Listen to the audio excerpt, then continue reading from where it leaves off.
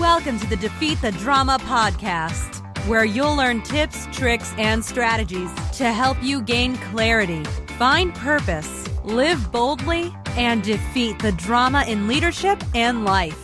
Host Kirsten E. Ross is known to many as the drama-free queen. She is the undisputed expert of transformation. She'll move you from resigned, resentful, and overwhelmed to focused, engaged, and empowered.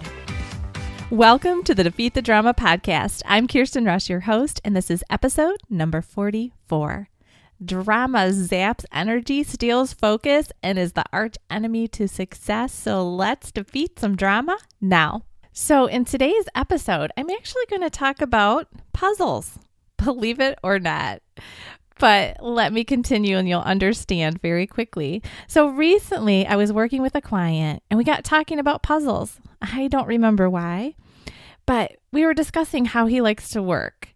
And he said he likes to have a clear endpoint for a project, but the opportunity to be creative on how he gets there. So he likes his work to be like a puzzle. It was a really, really great analogy. So I asked him if I could use the analogy in this episode. So when you work on a puzzle, you know what the goal is. You have a clear vision of what the end product should be. It must resemble the picture on the box. There should be no blank spaces. And every puzzle piece must have a home. And those are pretty much the objectives, unless you're doing some kind of competition where you have to get it done quickly or something. But still, I mean, even regardless, I guess that would be the journey there and how quickly you need to take it. But the end point is pretty clear. So there's only one specific outcome, but there are a million different ways to get there if you think about it. So some people use the box cover as a roadmap, working on one section at a time. Others love to separate out those border pieces first and start with the frame and then work their way in. Still others focus on only the shapes and have a real knack for visualizing which piece fits where, based on their great spatial relation skills. So I think it would be tough to argue that any one way is better, more efficient, or enjoyable than any other.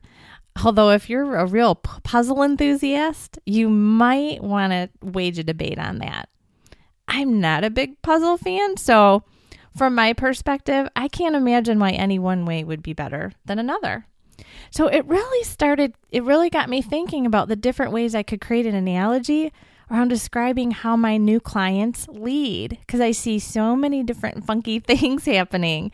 And really, there's a lot of different analogies I can use with the puzzle pieces to illustrate. So that's what I'm going to do today.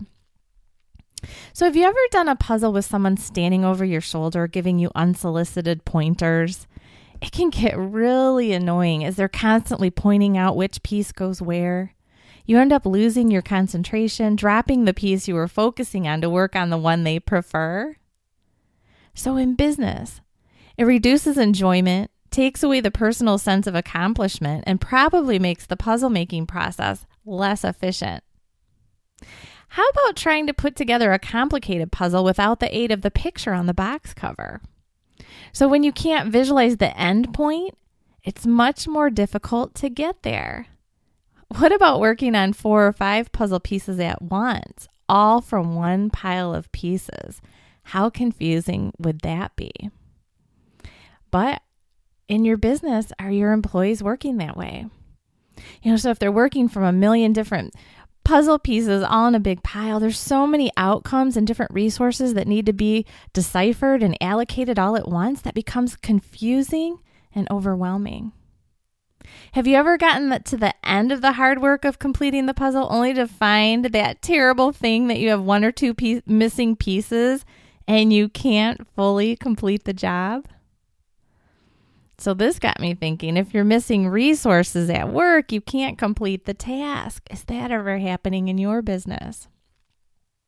Do you like putting together puzzles? I can tell you that I'm personally not wired well for sitting still and gleaning the assortment of pieces with patience. If you were in the puzzle making business, you wouldn't really want me in your employ. So what about your team? Who on your team is not wired for the work that they must do for you? So which of the above best illustrates your business? Are you standing over their shoulders, pointing out the puzzle pieces and where they go? So micromanaging. Are you failing to provide a clear vision of the end goal so they don't really know what they're working towards, like trying to put together a puzzle without the picture on the back? Some people love that challenge. Is your team working on too many goals at once? So maybe you have piles and piles of resources and people don't know which to prioritize and which resources go where. And so they're constantly fumbling through, what do I need to work on and where does this go? Does it go to that project or this important project? The puzzle that you get all the way done and then you're missing a couple pieces and it will never be finished. Does that happen in your business? Do you have team members who don't like the work that they have to do? Are they like me when it comes to puzzles? And it's kind of torturous to do the work. To lead your team well, you must create the vision that is as clear as the beautiful picture on the box. Assure that all of the pieces are there and that there's a clean surface to work on. Make sure you have the right people and then let your team go to it. So there's my illustration. Does your team even like puzzles? If you were putting together puzzles in your business, how effective would you be? Just a little food for thought for today. Until next time, make it a great day. If you found value here, please leave me a review or contact me. I'd love to hear from you. As always, you can go to defeatthedrama.com and then click the podcast site. From there, you can find the show notes. All the notes about everything I talked about will be there. You can also contact me. Hit the send me your question tab. From there, you can record a message or type up a message and get it to me. Do you have some current drama challenges that you'd like some customized solutions for? Use that form and send me your current drama challenge and I'll provide some customized solutions in a future episode. I've also got some free webinars, so if you go to defeatthedrama.com and click on the webinar tab, you can sign up for a webinar. Get your team motivated without losing your mind. How does that sound? All right, thanks for joining me and I will talk to you soon.